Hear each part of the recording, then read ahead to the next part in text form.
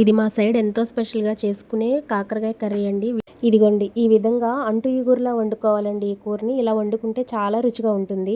వీటిల్ని కంప కాకరకాయలు లేదా చిన్న కాకరకాయలు అని కూడా అంటారు. ఈ కాకరకాయలు ఎక్కడైనా దొరికితే కంపల్సరీ కూర వండుకోండి. టేస్ట్ అయితే చాలా బాగుంటుంది.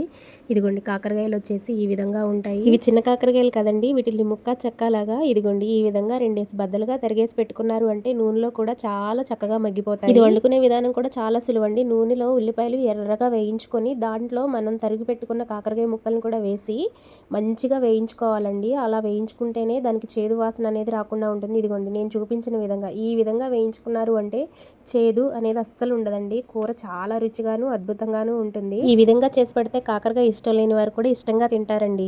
దీంట్లో 2 పచ్చిమిరపకాయలు అలాగే 2 టమాటాలు కూడా తరిగి వేసేసుకొని ఇదిగోండి ఇలా మగ్గిపోవాలండి. ఇలా మగ్గిన తర్వాత మీ రుచికి సరిపడా కారం, ఉప్పు, పసుపు వేసి ఈ విధంగా వేసుకున్న తర్వాత కారం పచ్చివాసన పోయే వరకు వేయించుకోవాలండి. దీనికి మెయిన్ ఇంగ్రీడియంట్ చింతపండు పులుసు పోసుకోవాలి. ఆ క్లిప్ మిస్ అయిందండి. ఇదిగో చింతపండు పులుసు పోసుకున్న తర్వాత ఈ రకంగా అంటు ఇగురులాగా దగ్గరికి ఎగురు పెట్టుకోవాలండి కూరని. ఇలా ఎగురు పెట్టుకుంటేనే దానికి రుచి వస్తుంది.